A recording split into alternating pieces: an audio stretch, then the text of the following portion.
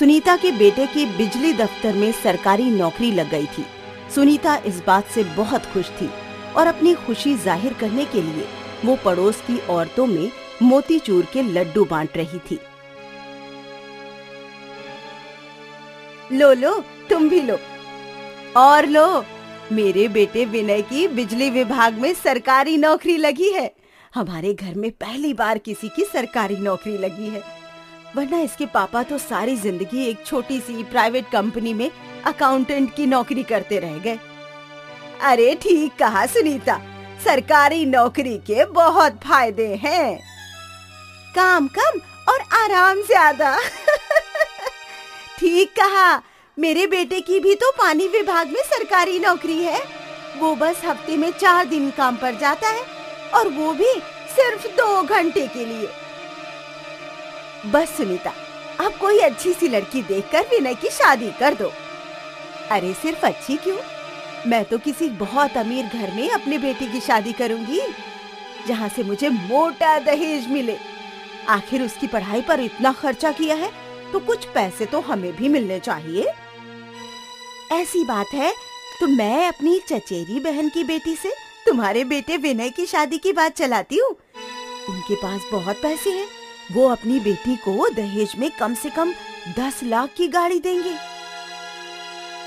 बस 10 लाख की गाड़ी? सुनीता, मैं तेरे विनय की बात अपने ममेरी बहन की बेटी से चलाती हूँ। वो तुझे कम से कम 25 लाख रुपए नगद कैश देंगे। अच्छा, तो ठीक है, तुम अपनी ममेरी बहन की बेटी से मेरे विनय की शादी की बात चलाओ, ठीक है? एक तरफ सुनीता मोटे दहेज के लालच में विनय की शादी के लिए अमीर घर की लड़की का रिश्ता देख रही थी और दूसरी तरफ विनय अपनी मर्जी से गरीब घर की लड़की से शादी करके उसे घर ले आया। विनय, ये तूने क्या किया? मैंने तेरी शादी के लिए कितने सपने देखे थे और तू इस तरह शादी करके आ गया। ना कोई बारात, ना कोई गाना बजाना, ये कैसी शादी हुई भला? पूजा के घर वाले बहुत गरीब हैं, वो ये सब तामझाम नहीं कर सकते, इसलिए हमने कोर्ट में शादी कर ली। क्या ये लड़की गरीब घर से है? हाँ। मतलब दहेज में हमें कुछ भी नहीं मिलेगा? नहीं माँ, हमें दहेज की क्या जरूरत है, हम लोगों के पास सब कुछ तो है। अरे मेरे ही कर्म फूटे हैं। मुझे आज सुबह ही पड़ोस की भाभी ने दहेज में 25 लाख रुपए नकद देने का ऑफर दिया था और तू इस गरीब सी लड़की को मुफ्त में शादी करके ले आया। माँ, तुम ये सब छोड़ो। पूजा, आओ, मैं तुम्हें घर दिखाता हूँ। ऐसे कैसे छोड़ दूं? दहेज तो मैं लेकर रहूंगी। मैं इस लड़की के माँ बाप से बात करती हूँ। हाँ, मैंने अपने बेटे को बड़ा करने में, पढ़ाने में बहुत पैसा खर्च किया है, इसलिए मुझे कम से कम 10 लाख रुपए दहेज में चाहिए। हाँ, लेकिन बहन जी, हम तो बहुत गरीब हैं, हम 10 लाख रुपए कहाँ से देंगे? मुझे पता है तुम लोग गरीब हो, इसीलिए मैंने 10 लाख की मांग की है, वरना मेरे बेटे के लिए तो लोग 25 लाख तक देने को तैयार थे। ऊपर से शादी में खर्चा होता, वो अलग। माफ कीजिएगा बहन जी, पर हमारे पास तो बस हमारी बेटी ही थी, वो हमने आपको दे दी। अब हमारे पास आपको देने के लिए कुछ नहीं है। हार कर सुनीता वापस अपने घर आ गई। जब पड़ोस की औरतों को सुनीता की बिना दहेज वाली बहू का पता चला तो उन्होंने सुनीता का बहुत मजाक उड़ाया। क्या हुआ सुनीता, तुम तो 25 लाख की गाड़ी के सपने देख रही थी और तुम्हें तो एक टूटी साइकिल भी नहीं मिली। तुम्हारा बेटा तो तुम्हारे पति से भी ज्यादा बेवकूफ निकला। सही कहते हैं, मोटा दहेज किस्मत वालों को ही मिलता है।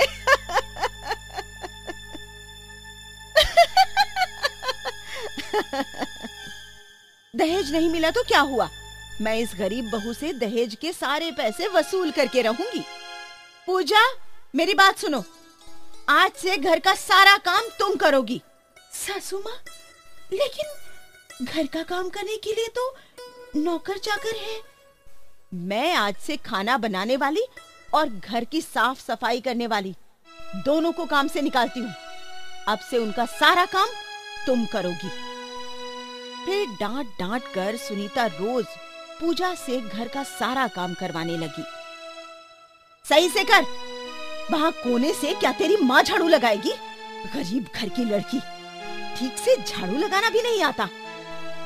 पूजा बेचारी सब कुछ चुपचाप सहती थी। वो ना अपने पति को और न ही अपने माँ बाप से कभी इस बारे में शिकायत करती थी। कुछ महीने बाद जब सुनीता की पड़ोसन ने अपने बेटे की शादी की तो उसे दहेज में 25 लाख की गाड़ी मिली। मेरे बेटे को दहेज में 25 लाख की गाड़ी और शहर में 50 लाख का फ्लैट मिला है। देखा सुनीता, मैंने कहा था ना, मोटा दहेज हर किसी की किस्मत में नहीं होता। इस सब से गुस्सा होकर सुनीता ने घर आकर पूजा को बहुत पीटा। फिर एक दिन सुनीता अपने पैर दर्द के इलाज के लिए हॉस्पिटल गई हुई थी तो वहाँ उसने डॉक्टर को एक अमीर आदमी से बात करते सुना। देखिए, इंसान के शरीर में 2 किडनी होती हैं, लेकिन इंसान एक किडनी से भी जिंदा रह सकता है। पर आपके पिताजी की दोनों किडनी फेल हो चुकी हैं, इसलिए आप जल्द से जल्द एक किडनी का अरेंजमेंट कीजिए। लेकिन डॉक्टर, मैं किडनी कहाँ से लाऊंगा? आप किसी से बात करके देखिए। आजकल लोग 15-20 लाख रुपए के लालच में अपनी किडनी बेच देते हैं। ठीक है डॉक्टर, मैं कोशिश करता हूँ। डॉक्टर साहब, क्या ये सच में होता है? इंसान एक किडनी से जिंदा रह सकता है और लोग एक किडनी के 15 से 20 लाख रुपए तक दे देते हैं। हाँ, ये सच है। 15-20 लाख क्या, कुछ अमीर लोग तो 25 लाख तक दे देते हैं। आपको क्या करना है? किडनी लेनी है? नहीं नहीं, मैं किडनी का क्या करूंगी? तो क्या किडनी देनी है? कोई हो तो बताना, 25 लाख रुपए नगद मिलेंगे। ये सुनकर सुनीता सोच में पड़ गई। अगर मैं उस पूजा की किडनी इस डॉक्टर को दे दूं तो मुझे 25 लाख रुपए मिलेंगे। फिर मुझे उन गंवार पड़ोसियों की बातें नहीं सुननी पड़ेंगी। वैसे भी वो गरीब बहू दहेज में तो कुछ लाई नहीं। कम से कम इस तरह दहेज के पैसे ही पूरे हो जाएंगे। क्या हुआ, किडनी देनी है या नहीं? हाँ डॉक्टर साहब, किडनी देनी है, पर अपनी बहू की। ठीक है, तो कल दोपहर को उन्हें लेकर आ जाना। एक छोटा सा ऑपरेशन करके हम उनकी किडनी निकाल लेंगे। और पैसे? ऑपरेशन पूरा होते ही आपको पूरे पैसे मिल जाएंगे। अगली सुबह विनय के ऑफिस जाने के बाद जैसे ही पूजा नाश्ता करने के लिए बैठने लगी तो सुनीता ने चुपके से उसके खाने में कुछ मिला दिया, जिसे खाते ही पूजा के पेट में बहुत जोर से दर्द होने लगा।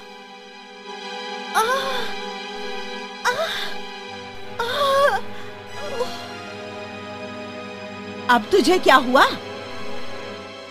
सासू माँ, पेट में बहुत तेज दर्द हो रहा है। ठीक है, रो मत। मैं तुझे हॉस्पिटल ले जाती हूँ। पेट दर्द के बहाने से सुनीता पूजा को अस्पताल ले आई। वहाँ उसने पहले ही डॉक्टर को सब समझा दिया था कि वो पूजा के आगे किडनी की बात ना करे। डॉक्टर इलाज के बहाने पूजा को बेहोश करके ऑपरेशन थिएटर में ले गया और उसने पूजा की एक किडनी निकाल ली। बदले में उस अमीर आदमी ने सुनीता को 25 लाख रुपए से भरा बैग दे दिया। 25 लाख रुपए, ये हुई ना बात। सुनीता पूजा को लेकर घर आ गई। घर पर विनय ने पूजा के पेट में ऑपरेशन के निशान के बारे में पूछा तो सुनीता ने उससे कहा, अरे वो इसके पेट में पथरी थी, पथरी, बस हम उसी का ऑपरेशन करवा कर आ रहे हैं। विनय अपनी माँ की बात मान गया। अब सुनीता बहुत खुश थी। उसके हाथ 25 लाख रुपए लग चुके थे। 25 लाख रुपए! अब मैं इससे बहुत सारे सोने के जेवर खरीदूंगी। मुझे देखकर मोहल्ले की सभी औरतें खूब जलेंगी।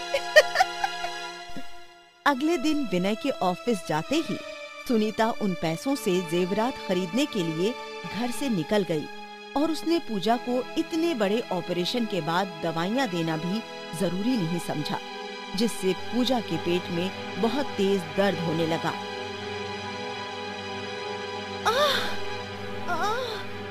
मेरे पेट में बहुत जोर से दर्द हो रहा है। मैं अभी विनय को फोन करती हूँ। विनय, मेरे पेट में बहुत दर्द हो रहा है, तुम जल्दी घर आ जाओ।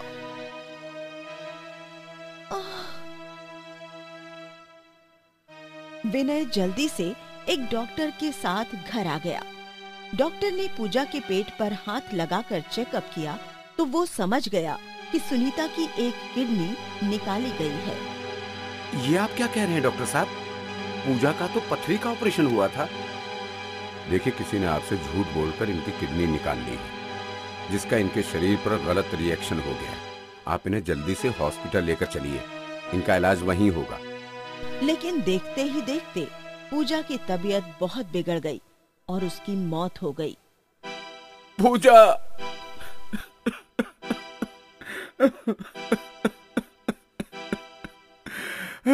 तभी सोने के जेवरात में सजी हुई सुनीता वापस घर आ गई। माँ देखो, पूजा को क्या हो गया? पूजा को इस तरह मरा हुआ देख सुनीता के होश उड़ गए। ये मुझसे क्या हो गया? मैं तो बस इस किडनी के बदले में दहेज के पैसों का इंतजाम कर रही थी। क्या? ये सब तुमने किया? तुमने पूजा की किडनी बेची? हाँ बेटा, मुझसे बहुत बड़ी गलती हो गई। अपने लालच में आकर मैंने अपने बहू की जान ले ली। जल्द ही ये बात पूरे शहर में फैल गई और पूजा के मर्डर के जुर्म में पुलिस ने सुनीता को गिरफ्तार कर लिया। इस तरह दहेज के लालच में एक सास ने अपनी बहू की किडनी बेचकर उसे मार दिया, जिसके लिए बाद में उसे जेल जाना पड़ा।